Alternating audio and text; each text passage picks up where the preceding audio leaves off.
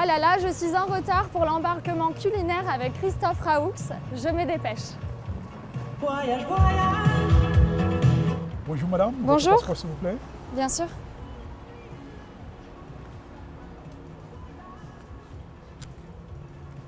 Merci. Merci, bonne dégustation. Merci beaucoup.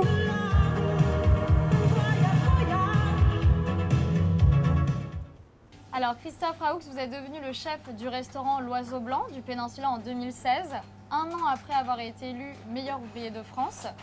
Quel est le message que vous voulez transmettre à travers votre cuisine? Alors le message est un message de générosité d'abord, voilà, de saisonnalité avec des produits top qualité. Et si je dois vous demander après ça le fil conducteur de votre parcours? Le fil conducteur de mon parcours a été l'excellence. Sur toute la lignée, j'ai eu la chance d'avoir des maîtres d'apprentissage tout au long de ma carrière qui m'ont enseigné cette rigueur, qui m'ont enseigné cet amour de la cuisine, cet amour du produit. Et j'essaie de le transmettre à mes équipes aujourd'hui. C'est ça le fil de mon parcours, c'est vraiment cette transmission de donner, toujours donner. Voilà. Je crois qu'on ne donne jamais assez. Ça c'est vrai. Ouais. Et d'ailleurs, lorsque vous parlez de vos équipes, vous managez, vous dirigez une équipe de 120 personnes au quotidien. Comment on fait pour diriger une brigade si nombreuse? Je pense qu'il faut beaucoup de présence, il faut beaucoup montrer, il faut beaucoup faire, il faut être à l'écoute, surtout à l'écoute aussi des équipes, et puis s'adapter à chaque problème qu'il peut y avoir. Donc on s'adapte et puis on a une très belle harmonie dans nos cuisines, donc tant mieux. Ils me donnent beaucoup et je leur donne beaucoup aussi. Voilà. Alors le nom du restaurant, L'Oiseau Blanc, et sa décoration rendent hommage aux deux pilotes français, Charles Ningesser et François Colly. Est-ce que c'est en lien avec la cuisine proposée au restaurant? Alors c'est en lien, oui, on a fait en sorte que ça soit en lien aussi, parce que nous, c'est à nous de nous adapter à l'endroit. Donc on fait voyager à travers notre cuisine nos clients. On fait une cuisine qui peut être avec quelques touches asiatiques, des touches qui viennent d'Inde par exemple. Voilà, donc on fait voyager nos clients à travers cette cuisine-là. On fait voyager nos clients aussi avec les saisons. On leur amène des goûts différents, donc on les fait voyager à travers notre cuisine. Et à quel rythme des saisons vous renouvelez vos menus? Alors en fait, on n'a pas une carte qui va changer à chaque saison. Chaque produit va faire qu'on change notre carte en fait. D'accord. Vous avez la saison de la Saint-Jacques qui est arrivée, on fait de la Saint-Jacques. La saison de la truffe blanche qui est arrivée, on fait de la truffe blanche. On n'attend pas la saison, on attend la saison que pour les produits. On ne va pas changer 4 cartes automne, été, hiver. On va vraiment utiliser que le produit de saison. Lorsqu'on a été élu meilleur ouvrier de France, quelles sont les prochaines étapes à franchir? Je pense que d'abord c'est la transmission. Ça, c'est la première étape. Et puis après, la deuxième étape, c'est éventuellement d'aller chercher une étoile Michelin dans nos restaurants qui on l'espère, mériteront une étoile sur le restaurant Lily cantonais. Et puis sur l'Oiseau Blanc, voilà, on a une clientèle très fidèle, une clientèle qui apprécie notre cuisine. On espère qu'elle plaira aussi au Michelin et qu'on sera récompensé un jour peut-être d'une étoile. Bon, j'ai hâte en tout cas de goûter votre cuisine parce qu'on va passer à la dégustation pour un décollage gastronomique immédiat. On y va? Très bien, avec plaisir. C'est parti. Alors, donc, qu'est-ce qu'on mange aujourd'hui, Christophe? Alors aujourd'hui, on a fait des petits cocos, d'accord, qui sont juste avec un petit peu de fond blanc, un petit peu de beurre, juste comme ça. Et bien sûr, on est venu râper de la truffe blanche sur le dessus. On a mis une touche de vinaigre de Xérès dedans, de vieux Xérès dedans, pour relever en fait l'ensemble. Donc on a cette odeur de truffe là qui est là, de truffe blanche qui est juste fabuleuse. Donc je goûte, hein. Ah oui, il faut goûter. C'est bon, c'est relevé en fait. On dirait comme un produit un peu du terroir en même temps, parce que vous avez mis du lard dedans, peut-être? Voilà. On met un peu de poitrine de cochon en fait qui vient du Pays Basque. C'est le Quintoa, qui a été une race qui a été relancée par Pierre Oteiza. Et donc du coup, on a ce jambon qui vient nourrir un peu et rappeler cette truffe aussi avec les cocos en fait. En fait, on essaye de toujours sublimer ce produit de la base, c'est-à-dire la truffe blanche, on essaie de la sublimer. Elle se suffit à elle-même, mais entre les deux truffes, entre la truffe noire et la truffe blanche, elle ne se cuit pas, c'est la différence. Après, bien sûr, il y a la différence du goût, la différence de l'odeur, parce que c'est une odeur très forte. Mais on essaie de la sublimer, alors on la sublime avec des produits, pas des produits très nobles en fait. D'accord. Et ça se marie comme ça et c'est très bon comme ça. Oui, c'est très bon. Ça fait comme une petite jardinière en même temps, avec du lard, de la truffe. C'est ça. C'est ça, non? Et en fait, ça fait comme un petit amuse-bouche en fait. Ouais, exactement. Oui, c'est bien. Ouais. Bon, j'aurais faim en plus pour la suite comme ça. Quels sont les produits que vous préférez travailler? Moi, les produits que j'adore travailler sont le gibier. J'adore travailler le gibier. En fait, vous pouvez sortir toutes les recettes que vous voulez. Un gibier, selon si c'est, par exemple, un animal qui est jeune ou un animal qui est vieux, le goût va être différent. D'accord. Donc, il faut adapter votre cuisine à la viande, à ce morceau de viande, en fait, il faut l'adapter. Et c'est toujours une remise en question. Mais j'aime travailler aussi, Dans la cuisine, j'aime tout travailler parce que c'est un tel bonheur. On a un terroir qui est extraordinaire. Donc, Et vous travaillez sur le bio aussi ou... bien sûr, on travaille sur du bio. Alors moi, je suis plus sur du fermier que sur du bio. Par exemple, on a des légumes qui viennent à Houdan. Ils sont à Houdan. C'est des personnes qui font pousser des fraises. Ça s'appelle la fraiseraie. Ils font pousser des fraises hors sol. Ils font des haricots verts. Ils nous ont livré plein de petits concombres extraordinaires. Voilà, donc on fait très attention à ce qu'on sert à nos clients. Voilà, on va dans la nature et c'est des vrais produits. Donc c'est un menu gastronomique en fait qu'on mange à l'Oiseau Blanc ce midi. C'est la générosité des cuisiniers. Ah bah oui, je vois ça. Et là, c'est pareil, donc là on est sur la pleine saison d'un Saint-Jacques. Donc on a juste snacké les Saint-Jacques, on a fait une petite moule qui est juste passée avec une béchamel si on veut. Et on vient la paner et la frire. Et puis à côté, on a rajouté un côté très iodé avec les oursins, c'est pareil, on est sur une belle saison d'oursins. Et on a rajouté une émulsion de barbe de Saint-Jacques en fait sur le dessus. Voilà, qui vient accompagner l'ensemble. C'est très élégant, c'est graphique. La petite fleur, c'est quoi? C'est une La fleur de bourrache, bourrache. c'est une bourrache, Ouais. exactement. Je coupe. Hein. Ouais. Donc la Saint-Jacques, évidemment, on voit que la cuisson est parfaite. Juste snacker. Il faut qu'elle soit nacrée en fait, la Saint-Jacques. C'est délicieux, vraiment. Merci beaucoup. Ça nous envoûte, ça nous transporte. On voyage, hein? Ah oui, C'est on vrai. voyage, ouais. Et qu'est-ce que c'est ça? C'est une raviole de... Alors c'est un petit tortellini qu'on a fait D'accord. à base de Saint-Jacques, céleri. Et puis à côté, on a des oursins qui sont citronnés, et avec l'émulsion en fait de la sauce à base de barbe de Saint-Jacques. Donc faut le mettre dessus ou faut le manger à quel moment? Il ne faut pas le mettre dessus, il faut le manger à part. D'accord. Oui. En fait, c'est comme un petit condiment. C'est comme un petit bonbon qu'on vient manger à côté. Alors il faut aimer l'oursin, parce que l'oursin est quand même très fort. Oui, c'est très fort l'oursin. C'est très iodé. Mais c'est bien dosé, je trouve. Et c'est assez complémentaire, toutes les saveurs mises ensemble. Et on a du citron caviar, ce qu'on appelle le citron caviar, Ah qui oui. vient avec, en fait, et qui vient éclater en bouche, sous la dent, en fait, avec l'oursin. C'est délicieux. Donc à quoi on doit penser lorsqu'on mange ce plat, en fait? Parce qu'il y a tellement de saveurs, comment on doit se sentir? C'est comme si on l'a mangé au bord de la mer. On retrouve ce côté iodé avec l'oursin, avec la Saint-Jacques.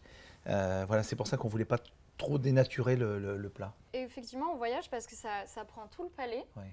Et c'est très agréable, en fait. Et on continue comme ça la dégustation et ça éveille tous nos sens, en fait. Ouais, c'est ça. Et comment on s'est servi des barres de Saint-Jacques pour pas gâcher. Je suis contre le gaspillage, donc on prend ces barres de Saint-Jacques et on fait se fumer avec. D'accord. Du coup, comme il se retrouve sur l'oursin, quand vous mangez l'oursin, vous avez ce côté encore de la Saint-Jacques qui revient.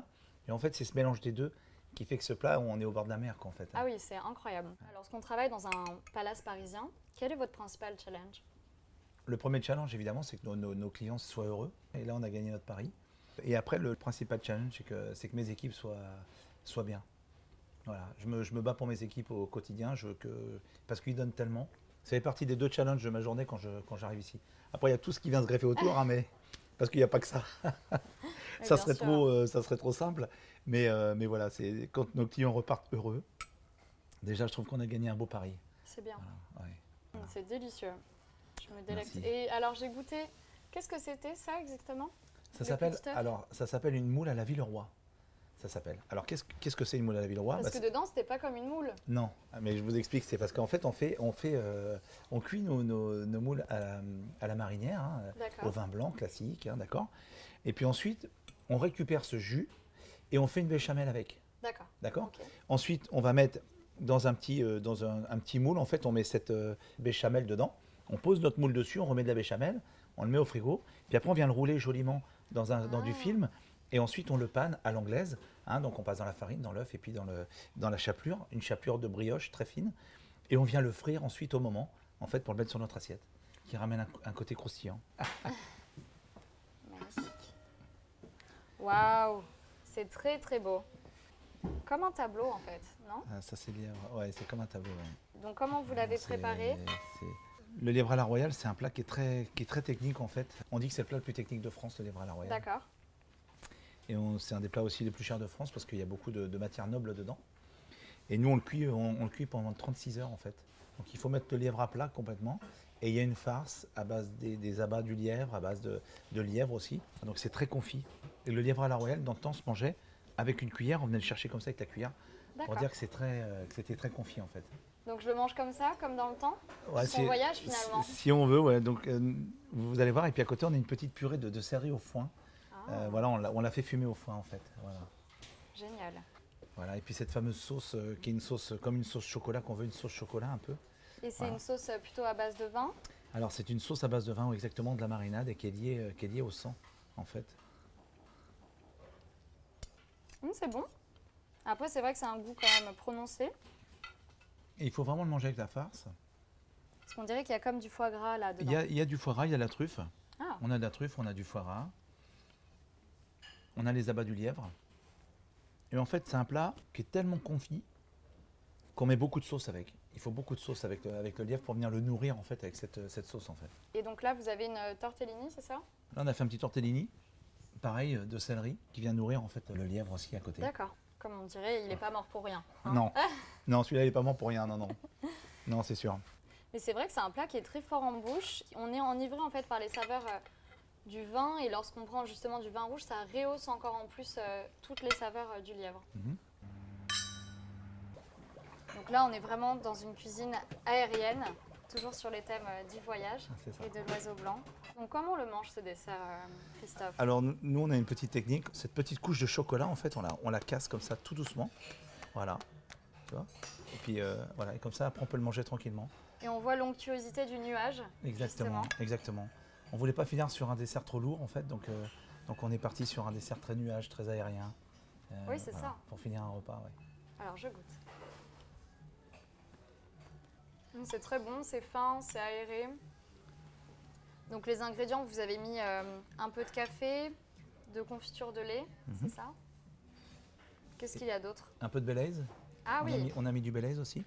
On a un moelleux au chocolat et café qui est juste trempé au milieu en fait pour faire le biscuit, ce côté biscuit un peu une génoise. On voulait pas quelque chose de trop lourd en fait. Donc c'est oui, très c'est vrai, aérien. on finit vraiment en légèreté. Ouais, c'est ça. Il y a un peu de croquant en même temps. Ouais, alors le croquant, c'est beaucoup le chocolat qui est autour, en fait, cette coque de chocolat qu'on fait, qui vient amener du croquant dedans. C'est bien parfumé, il y a un bon équilibre des saveurs, une Ouais. belle harmonie. C'est un beau dessert. Signature en plus. C'est un dessert signature, oui, tout à fait. Et qui c'est qui vous a initié à la cuisine? C'est la famille, c'est ma famille. Mon grand-père était boucher, mon arrière-grand-père était boucher, et ma grand-mère était une excellente cuisinière, et mon arrière-grand-mère était une excellente cuisinière aussi. Ah oui. Donc ils avaient leur lapin de clapier justement, ils faisaient leurs légumes, ils avaient leurs poules. Et on a toujours eu à manger dans l'assiette, quoi. Toujours. Donc on avait ces grands repas de famille. Donc c'est eux qui m'ont initié à ça. Ma grand-mère nous faisait des pibales à l'époque. Elle faisait ses escargots, elle faisait son foie gras, elle faisait des menus qu'elle faisait brûler, elle faisait. Enfin on avait cette culture de la cuisine en fait. Bon, et entre nous, Christophe, si je devais retenir qu'une seule chose de Christophe Raoux, qu'est-ce que ça serait? Une seule chose, ce serait l'éternelle insatisfaction de la perfection en fait. Moi je me suis toujours mis des objectifs, j'ai eu le compagnonnage, je suis passé compagnon en 2007. J'ai eu le titre de meilleur ouvrier de France et puis après le Palace, après l'étoile, puis après mais en fait mais vraiment cette perfection on est moins à l'atteindre. Ouais. Bon, on est déjà ici au 7e ciel, au 6e Oui. étage du Péninsula, de l'Oiseau Blanc. Ouais. Donc je pense qu'on n'en est pas loin quand même. Non? On espère, en tout cas on fait tout pour et puis surtout pour satisfaire nos clients et que les clients repartent heureux d'ici avec une expérience unique, pas qu'une vue. Et c'est ce qui nous fait plaisir aussi, c'est que les clients quand ils repartent, ils vous parlent pas que de la vue, ils vous parlent aussi de la cuisine, ils vous parlent du service, ils vous parlent d'un environnement en fait que les gens sont gentils, généreux. Bien sûr. Et c'est ça qui est important, toute l'expérience qui va avec, le service, la présentation, des belles assiettes comme celle-ci. Et le plaisir, la générosité qu'on ressent dans vos assiettes, et on le ressent, et ça c'est une expérience inoubliable. Oui, ouais, ben j'espère, je le souhaite en tout cas. Je le Vraiment. souhaite vraiment. Merci beaucoup Christophe Raoux de nous avoir fait voyager à travers ces différentes saveurs. C'était excellent. J'ai été très bien reçue et vraiment un grand merci. Ben, merci à vous pour votre venue, on est très heureux de vous avoir reçus aujourd'hui et puis j'espère que l'émission va continuer longtemps. Parce que ça c'est gentil. Bah oui, parce que j'ai eu l'occasion de voir les autres chefs qui sont passés. Et j'ai trouvé beaucoup d'originalité dans l'approche que vous avez, dans l'approche que vous faites, de déguster, de prendre le temps de déguster comme ça les plats, d'aller jusqu'au bout, pas seulement de prendre une photo et de prendre un plat. Donc de déguster comme ça, c'est génial pour nous. Et puis Et puis j'aime beaucoup votre approche. En tout cas, quand vous arrivez, j'aime beaucoup votre approche. Ah, c'est gentil, ça me Voilà. touche beaucoup. C'est merci. sincère. Non, c'est sincère. Donc voilà, donc merci beaucoup pour votre venue. Puis je vous souhaite vraiment une longue vie. Et on est très content de faire partie des tout nouveaux. En fait, c'est des nouvelles émissions. En fait, c'est des tout début. Donc c'est génial de pouvoir. J'espère que ça va continuer longtemps, sincèrement. Merci beaucoup, Christophe. Merci. Merci à vous. Gentil. Merci.